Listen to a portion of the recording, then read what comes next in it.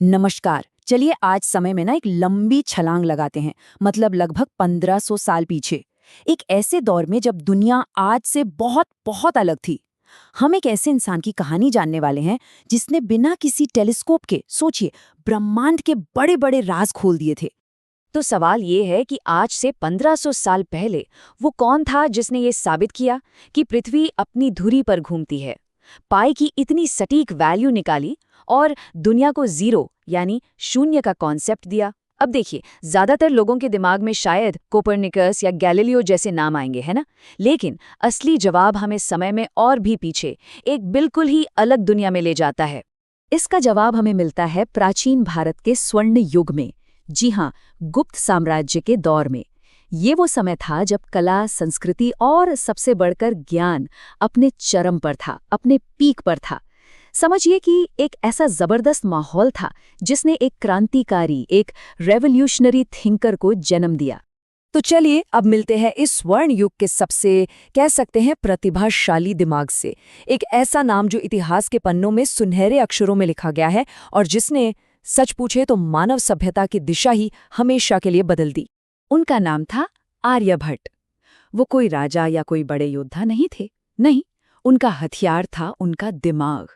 सोचिए, नालंदा यूनिवर्सिटी जैसे ज्ञान के महासागर में पढ़े और महज 23 साल की उम्र में उन्होंने अपनी महान कृति आर्यभट्टिया लिख डाली।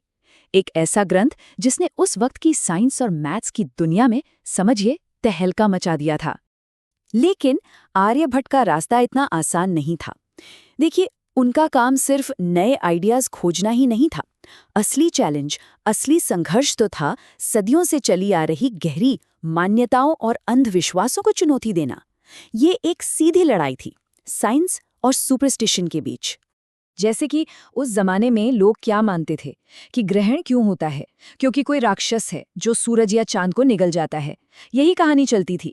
लेकिन आर्यभट्ट ने अपने गणित और लॉजिक से ये साबित किया कि अरे नहीं, ये तो बस पृथ्वी और चंद्रमा की परछाई का एक खगोलीय खेल है, एक कॉस्मिक शैडो प्ले।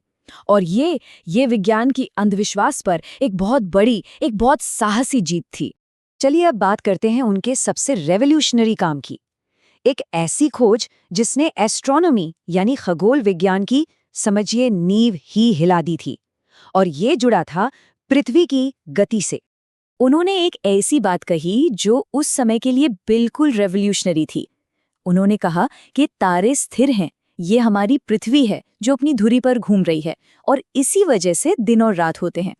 सोच कर देखिए, ये आइडिया यूरोप में कोपरनिकस से लगभग 1000 साल पहले दिया गया था। 1000 साल। और सिर्फ इतना ही नहीं, उन्होंने पृथ्वी का सरकमफ्रेंस, उसकी परिधि की गणना की और वो इतनी सटीक थी कि आज की मॉडर्न कैलकुलेशन से सिर्फ 0.2% का फर्क है। और ये सब बिना किसी मॉडर्न टूल के। तो ब्रह्मांड के इन गहरे राजों को समझने और दूसरों को समझाने के लिए आर्यभट्ट को एक नई जुबान, एक नई भाषा की जरूरत थी। और वो भाषा थी गणित, मैथ्स। उन्होंने ही दुनिया को जीरो यानी शून्य का असली मतलब समझाया कि जीरो सिर्फ कुछ नहीं या खाली जगह नहीं है। नहीं, ये अपने आप में एक नंबर है, एक बहुत पावरफुल नंबर। एक ऐसा कॉन्सेप्ट जिसने गणित की पूरी शक्ल ही बदल दी और बड़ी बड़ी मुश्किल से मुश्किल कैलकुलेशंस को मुमकिन बना दिया। और फिर आता है ये नंबर 3.1416। ये जादुई नंबर है पाई। आर्यभट्ट ने पाई की वैल्यू 4 डेसिमल प्लेस तक एकदम सटीक बताई। उस जमाने के हिसाब से सबसे ज्यादा एक्यूरेट कैलकुलेशन थी और ज्योमेट्री और इंजीनियरिंग के लिए तो ये कितनी जरूरी थी, ये हम सब जानते हैं। और एक और मजेदार बात बताएं, आज हम जो ट्रिग्नोमेट्री पढ़ते हैं ना, उसकी जड़ें भी आर्यभट्ट के काम में ही हैं।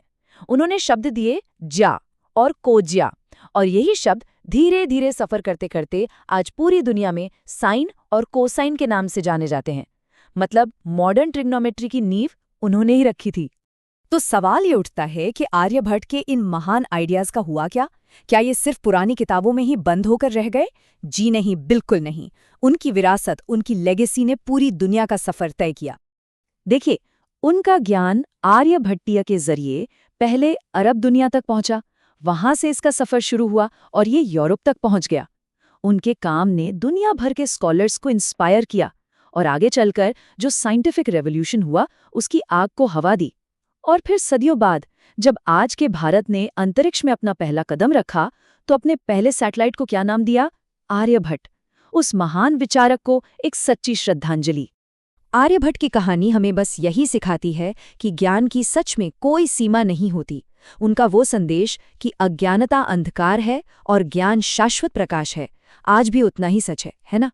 ये कहानी याद दिलाती है कि कैसे एक अकेला जिज्ञासु दिमाग पूरी दुनिया को रोशन कर सकता है। तो सवाल ये नहीं है कि आज के आर्यभट्ट कौन है, बल्कि असली सवाल तो ये है कि हम सब अपने अंदर के आर्यभट्ट को कैसे जगा सकते हैं, ताकि हम भी अपने आसपास के अंधकार को ज्ञान के प्रकाश से दूर कर सके।